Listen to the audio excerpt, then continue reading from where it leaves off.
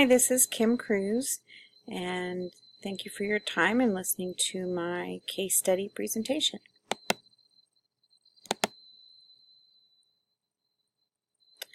So what do I know about the situation? There's an apparent lack of parental involvement in the school. Parents don't show for meetings and conferences.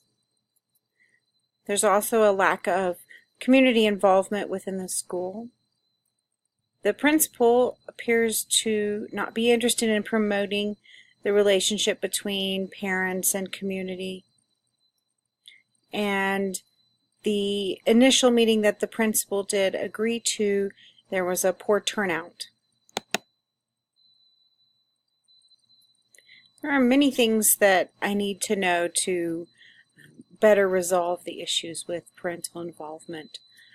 The first is staff perspective on parents and their involvement, as well as the community involvement, and what staff would like to see as far as these two groups becoming a part of the school.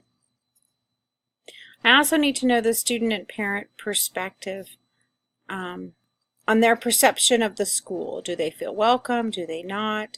What is the relationship between these groups? I would like to know the community perception of the school. Do they feel like they're an integral part of the school and that they have a part in the education of all the students?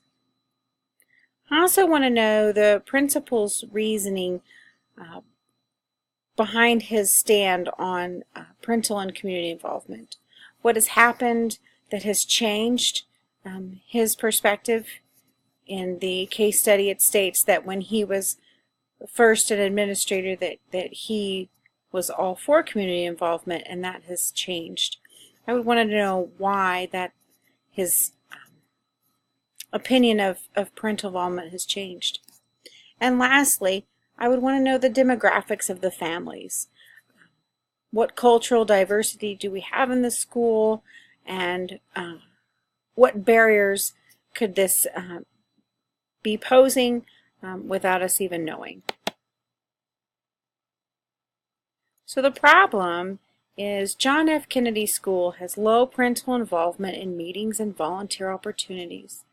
The community does not have a strong involvement in the school either, and the principal does not support developing these relationships.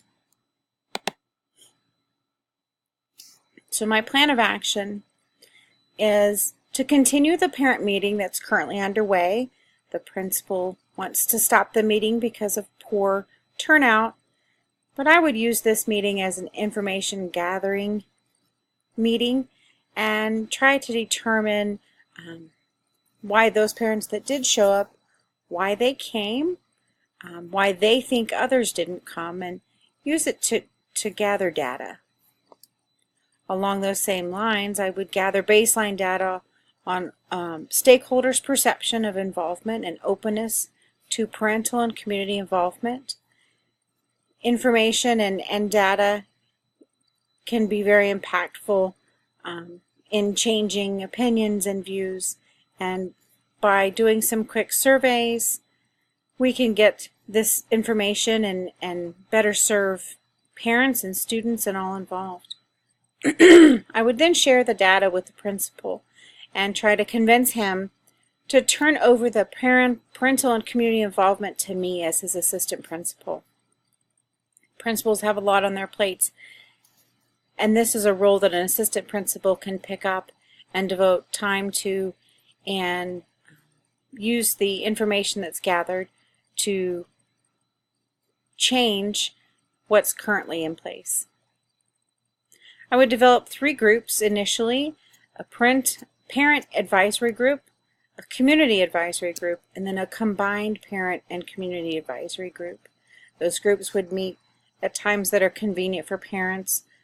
Most families and community members can't take off from work to be involved, so these groups would need to, the meetings would need to occur during times that's convenient for parents and the members of the community. I would start small with involvement in groups and committees By starting small, it gets the word out that maybe what parents thought of the school is changing, and it's more manageable if you start small rather than developing a whole new parent-teacher organization. I would better communicate opportunities for involvement. Some parents feel that they don't know when things are, so through technology, emails, Facebook, and other ways, I would better communicate this with parents as well as community members. And when I had these meetings, I would specifically ask specific parents by picking up the phone and making a short phone call, that personal touch of reaching out to parents. I feel you get a better turnout and a better acceptance of what you're trying to do. And then I would periodically continue to collect data over the needs, what the community needs, what the school needs, and parent needs, and how through these small steps we've been able to change the perspective of the school. I would let the data and information drive the decisions, including the demographics of students, knowing and understanding cultural diversity, and some families' barriers to coming into schools could be based on their culture, and understanding that and addressing it can help. Stakeholder input is important, not just parents and community, but staff and how they feel about it. That will drive the plan as well as get teachers involved and improve buy-in in this change. And I would rely on teachers to help build the bridge between the staff and the teachers and the administration and the parents and all involved. Teachers live in the communities where they teach, and they have relationships and connections with parents that maybe administration doesn't have. And teachers can help better the involvement. The impact of parent-community involvement on students has been researched. By having better parent involvement, students get higher grade point averages and scores on standardized tests or rating scales. The enrollment in more challenging academic programs increases. More classes passed and credits earned. Students have better attendance. We see improved behavior at home and at school, and better social skills and adaptation to school, all through getting parents involved. By starting small and allowing the principal to see the value in parent-community involvement, as he currently does not, can change the entire school. If you start too big, it could be overwhelming for the principal, and he could eventually shut everything that you're working toward down. So starting small is very important. Demographics and knowing that the cultural diversity is also very important. It hasn't, the demographics was not discussed in the case study, and these could be possible issues with involvement and things that we could educate administration and staff on. And understanding the principal's perception, why there's a lack of involvement can help identify possible issues. What has happened to cause the principal to feel the way he does?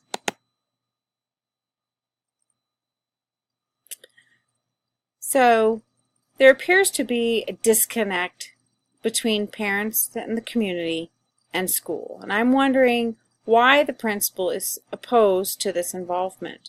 Have there been issues in the past with letting parents in, issues with staff and parents? Better understanding that can help to change the future. And involvement is crucial to student success. It's the it is of the utmost importance to find a way to bring the principal on board as well as meet the needs of the community, students, parents, and staff. I'm concerned over the disconnect.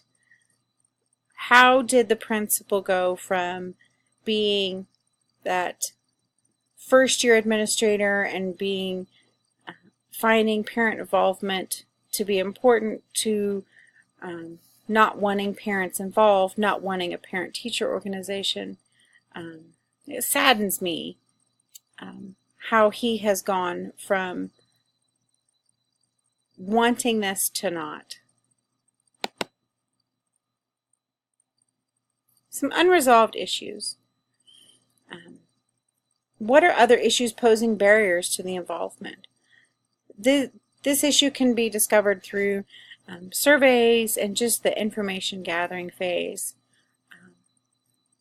And how to better utilize the community within the education process.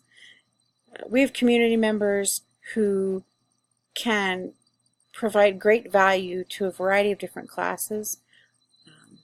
Local museums can bring history to life.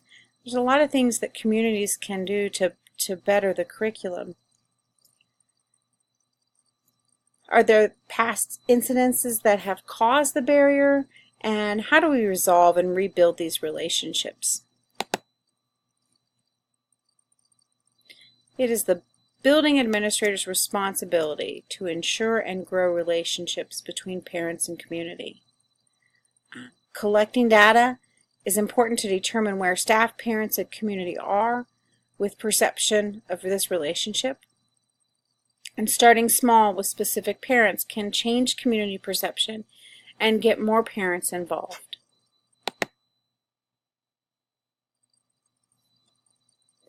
Through understanding the demographics and adjusting for the cultural diversity will help all families feel welcome. As an administrator, it is important to understand the different cultures within your building. Student input can help with getting diverse parents into the school. Students can help us bridge the gap between cultures, and we can learn from each other. The administrator needs to continually gather information about what is important to all families, including those that are not as involved as we would like. Even though parents may not be able to attend, we need to make the effort to determine what's important to them and how we can better educate their students, even if they're not able to come in. Schools do not exist in a bubble. By getting community members involved in the curriculum, students can better understand how what they learn in school ties to life in the real world. And by having community advisory groups, the school can acknowledge the needs of the community and address those needs through adjustments in the curriculum. By showing parents they are important through listening to their needs, they can better support teachers and staff and their students. Thank you very much for your time, and have a good day.